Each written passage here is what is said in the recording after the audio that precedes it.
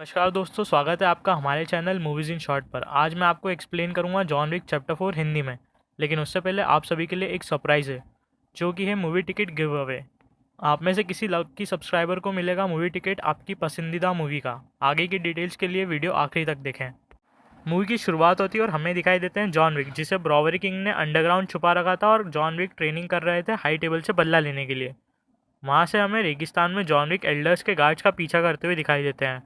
John Wick उन्हें मार देते हैं और फिर वो एल्डर से मिलते हैं, जो कि हाई टेबल से भी ऊपर होता है। एल्डर को पता चलता है कि जॉन विक अब हाई टेबल से बदला लेने के लिए निकला है। फिर जॉन विक एल्डर के सामने झुक जाता है और बोलता है कि मुझे बस आज़ादी चाहिए थी, लेकिन एल्डर बोलता है कि मेरी आज़ादी भी चली गई। ये न्यू एल्डर को अगर जॉन ने मारा तो हाई टेबल जॉन को मार देगी, और फिर जॉन ने एल्डर को गोली मार दी और हाई टेबल से बदला लेने की शुरुआत होती है। थोड़े दिन बाद कॉन्टिनेंटल होटल बताते हैं, जो कि न्यूयॉर्क में है। वहाँ पर चेरॉन से मिलने एक ऑपरेटर आता है, जिसको विंगस्टन से मिलना होता है। फिर वो विंगस्टन से मिलके वहाँ 1 घंटे का टाइमर चालू करता है, क्योंकि हाई टेबल का मार्किस आया है, जिसको देखकर विंगस्टन डरता है और चेरॉन से पूरा होटल खाली करने बोलता है। मार्किस, जो अब हाई टेबल को मैनेज कर रहा है एल्डर के बाद, उससे मिलने विंगस्टन जाता है।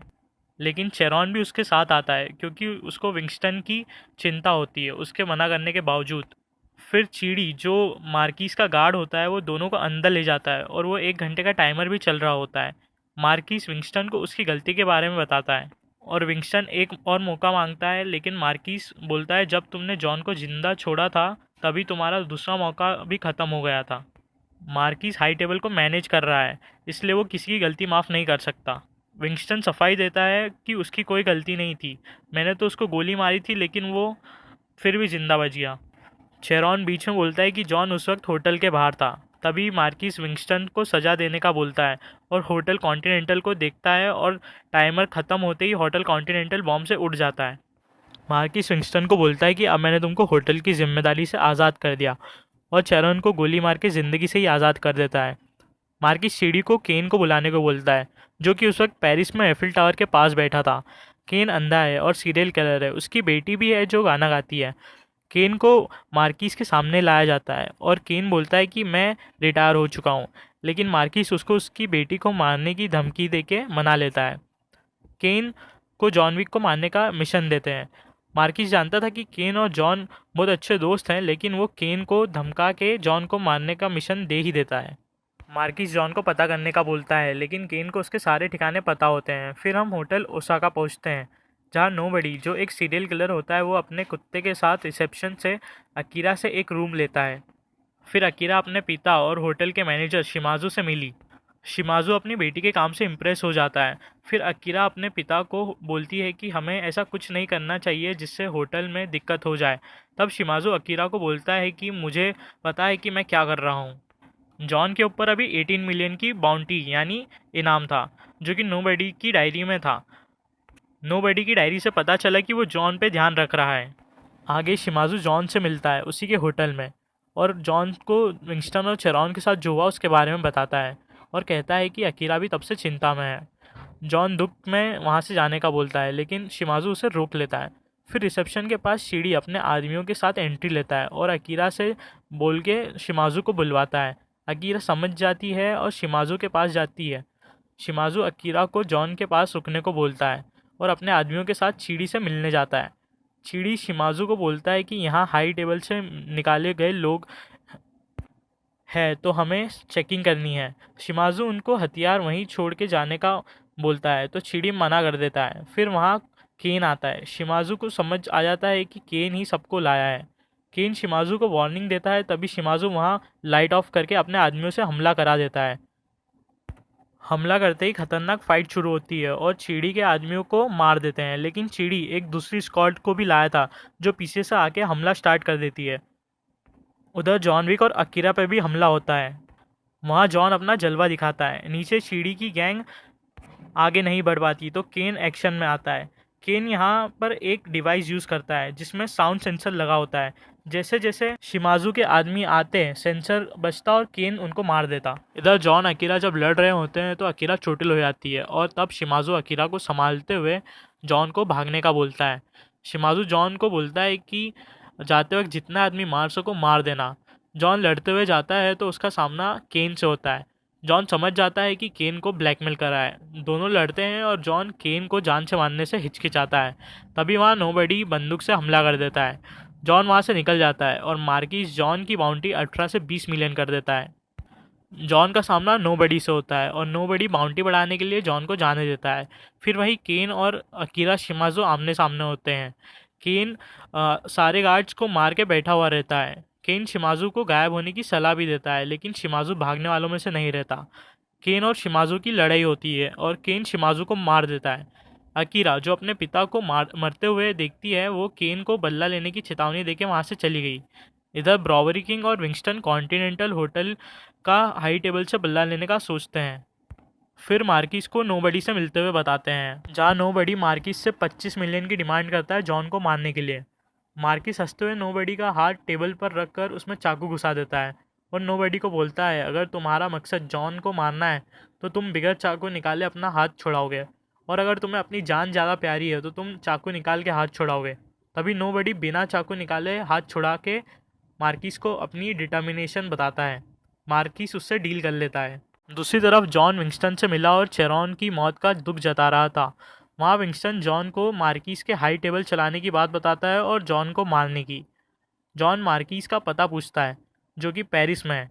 फिर जॉन उसको मारने जा रहा था तो विंगस्टन उसे रोक लेता है और बोलता है, अगर तुम अभी गए तो तुम्हें रास्ते में बहुत सारी प्रॉब्लम्स आएंगी।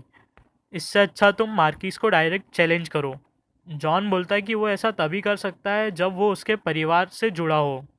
तो विंगस्टन उसे परिवार से वापस जुड़ने का बोलता है। जॉन वहाँ से चर्च जाता है। वहाँ वो प्रीस्ट से अपनी बहन से मिलने की बात करता है, लेकिन प्रीस्ट तो उसे गोली मार देता है। फिर रुस्का रोमा के लोग जॉन को बांध देते हैं और फिर जॉन की बहन कातिया उसके सामने आती है। जॉन उससे परिवार में वापस जुड़ने की रिक्वेस्ट करता है, लेकिन कातिया उससे गुस्सा थी क्योंकि उसने परिवार छोड़ दिया था और उसकी वजह से बहुत सारे लोग भी मारे गए। जॉन विक वापस बोलता है कि मुझे कैसे भी परिवार में वापस आना है। तो कातिया जॉन को किला को मारने को बोलती है, जो कि दूसरे माफिया परिवार से है।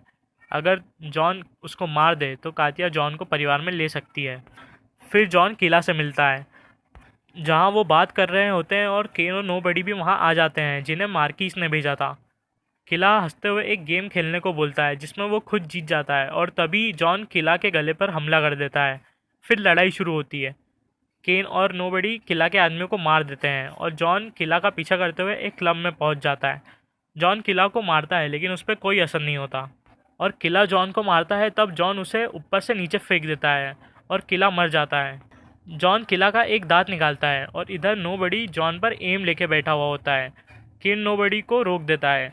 जॉन वहाँ से निकल जाता है। फिर जॉन कातिया के पास जाके उसको किला का दांत देता है। उसके बाद कातिया और जॉन दोनों अपने हाथ पर निशान लेके अपने परिवार रुस्का रोमा से जुड़ जाते हैं। दूसरी साइड विंगस्टन मार्किस से जॉन के चैलेंज का बताता है और जॉन के रुस्का रोमा से जुड़ने का भी बताता है। मार्किस ये सुन के थोड़ा घबरा जाता है, लेकिन उसको जॉन से लड़ने के लिए तैयार होना पड़ता है। मार्किस मैच के रूल्स डिसाइड करने के लिए बोलता है और विंगस्टन ने शर्त रखी कि जॉन जीता तो हाई टेबल को होटल कॉन्टिनेंटल बनवाना पड़ेगा, और मार्किस मान जाता है। फिर सब हाई टेबल के हेड हारबिंगर से मिलने पहुंचते हैं। यहाँ मैच के रूल्स डिसाइड होंगे। दोनों कॉम्पिटिटर एक नंबर चूज़ करेंगे, जिसका नंबर बड़ा होगा वो जीतेगा और वो रूल्स बनाएगा। अब ये डिसाइड हुआ कि मैच सूरज की पहली किरण के टाइम होगा। मैच की जगह पहाड़ी वाला चर्च और लड़ाई पिस्टल से होगी। मार्किस ने अपने साइड से केन को लड़ने के लिए चुना, क्योंकि उसको बस जॉन को मारना था, और जॉन अगर जीता तो उसको हाई टेबल से कोई प्रॉब्लम नहीं चाहिए थी।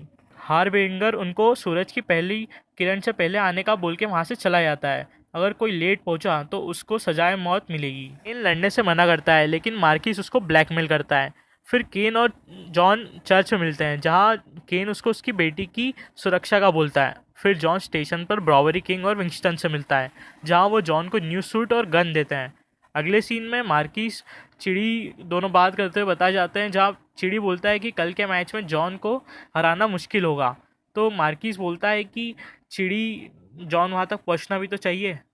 फिर चिड़ी समझ गया कि आगे क्या करना है। अब जॉन की बाउंटी बढ़ा के 26 मिलियन कर दी और पेरिस के रेडियो पे अनाउंस कर दी, जिससे सब उसको रात में ही मारने दौड़े। जॉन भी ये सुन लेता है और स्टेशन से बाहर आते ही उस पर पूरे गैंगस्टर हमला कर देते हैं। पूरी रात लड़ाई चलती है लेकिन कोई भी जॉन को नहीं मार पाता। तब नोबडी सिचुएशन का फ़ायदा उठा के मार्किस से 40 मिलियन की डिमांड करता है जॉन को मारने के लिए, और मार्किस हाँ कर देता है। नोबडी जॉन की तरफ बढ़ता है दूसरे गुंडों को मारते हुए। फिर जॉन और नोबडी की फाइट होती है एक बिल्डिंग में, जहाँ चीड़ी आ जाता है और नोबडी का कुत्ता चीड़ी पर अटैक कर देता है। चीड़ी नोबडी के कुत्ते को जान से मारने वाला ही होता है कि जॉन चीड़ी को गोली मार देता है। ये देख के नोबडी सोच में पड़ जाता है। जॉन वहाँ से निकल जाता है। जॉन के पास बहुत कम टाइम बचता है चर्च तक पहुँचने के लिए। वो पहाड़ी तक पहुँचा तब वहाँ सीढ़ियों पर बहुत सारे गुंडे थे। जॉन सबको मारते हुए ऊपर जाता है कि वहाँ चीड़ी आ जाता है और जॉन को नीचे गिरा देता है। नीचे केन आ गया जिसने जॉन की ऊपर जाने में मदद करी। जॉन को वापस चीड़ी नीचे फेंकने वाला था कि नोबडी ने चीड़ी को गोली मार दी और उसके कुत्ते ने चीड़ी का मेन पार्ट खा के उसको मार दिया।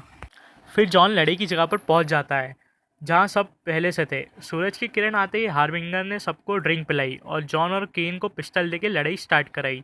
दोनों कुछ दूरी पर खड़े थे, जहां से पहले फायर में दोनों ने एक दूसरे को थोड़ा थोड़ा घायल करा। दूसरे में दोनों थोड़ा पास आए और फायर करा जिसमें केन ज़्यादा घायल हुआ, और तीसरे राउंड में दोनों और पास आए और एक दूसरे को गोली मारी जिसमें जॉन को ज़्यादा लगी और उसके हाथ से बंदूक भी छूट गई। फिर मार्किस केन से गन लेके बोलता है कि जॉन को वो खुद मारेगा अगले राउंड में। तब केन अपनी बेटी को छुड़ाने का बोलता है और मार्किस हाँ कर देता है। जैसे ही मार्किस जॉन के पास जाता है शूट करने के लिए, तो विंगस्टन बोलता है कि मार्किस तुम घमंड में ये भूल गए कि जॉन ने अपनी गोली अभी नहीं चलाई है। तभी जॉन मार्किस के सिर में गोली मार देता है और मार्किस मर जाता है, और नोबडी भी ये देख के हंस देता है। हार्बिंगर जॉन को विनर घोषित करके और विंगस्टन का होटल बनवाने का ऑर्डर देके चला जाता है। केन की बेटी भी बच जाती है और वो जॉन को थैंक्स बोलता है। जॉन विंगस्टन को उसको घर ले जाने का बोलता है, लेकिन विंगस्टन समझ जाता है कि उसकी हालत बहुत ख़राब है।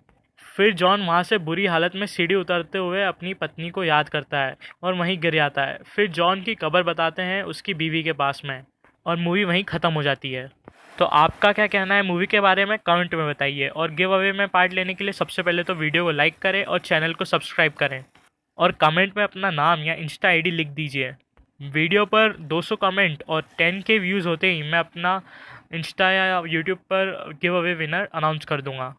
मूवी का टिकट भी विनर की चॉइस की मूवी का ही होगा। अब वीडियो समाप्त करते हैं। धन्यवाद।